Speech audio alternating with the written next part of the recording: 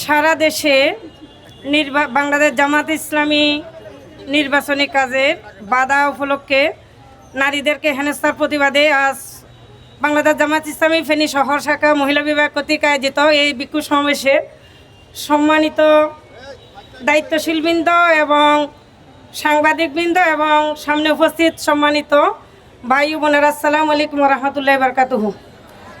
তো আমরা আসন্ন ত্রয়োদশ জাতীয় সংসদ নির্বাচন উপলক্ষে বাংলাদেশ জামাত ইসলামীর নির্বাচনী প্রচারণা কাজে আমরা দেখতে পাচ্ছি ফেনীসহ বিভিন্ন দেশের বিভিন্ন প্রান্তে বোনদেরকে হেনস্থার শিকার হতে হচ্ছে। আমরা প্রশাসনের কাছে এই হেনস্থার যে প্রশাসনিক যে দায়িত্ব রয়েছে তারা কি কাজ করছেন আমরা আপনাদের মাধ্যমে জানতে চাই। তো আমরা দেখতে পাচ্ছি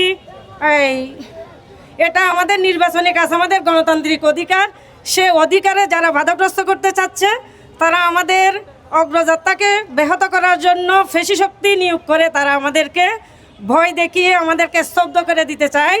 কিন্তু আমরা তাদেরকে স্পষ্টভাবে জানিয়ে দিতে চাই আমরা একমাত্র শুধুমাত্র আল্লাহকে ভয় করি, কারণ ফেসি শক্তি এবং রক্ত চক্ষু এবং হুমকি ধুমকিকে আমরা ভয় করি না, পরোয়া করি না। ইনশাআল্লাহ আমরা আমাদের শেষ রক্তবিন্দু দিয়ে হলেও আমাদের যে জুলাইয়ের রক্তের উপর আমরা দাঁড়িয়ে আছি, সে জুলাইয়ের আকাঙ্ক্ষা বাস্তবায়নের জন্য আমরা নীরব ব্যালট বিপ্লবের মাধ্যমে এর সমুচিত জবাব দেব ইনশাআল্লাহ।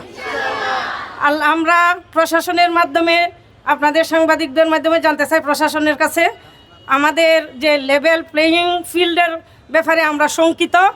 জনগণকে বাধাগ্রস্ত করার জন্য বিভিন্নভাবে হামলা করা হচ্ছে। আমরা প্রশাসনের সহযোগিতা কামনা করছি। বাংলাদেশ জিন্দাবাদ, জামাত ইসলামী জিন্দাবাদ।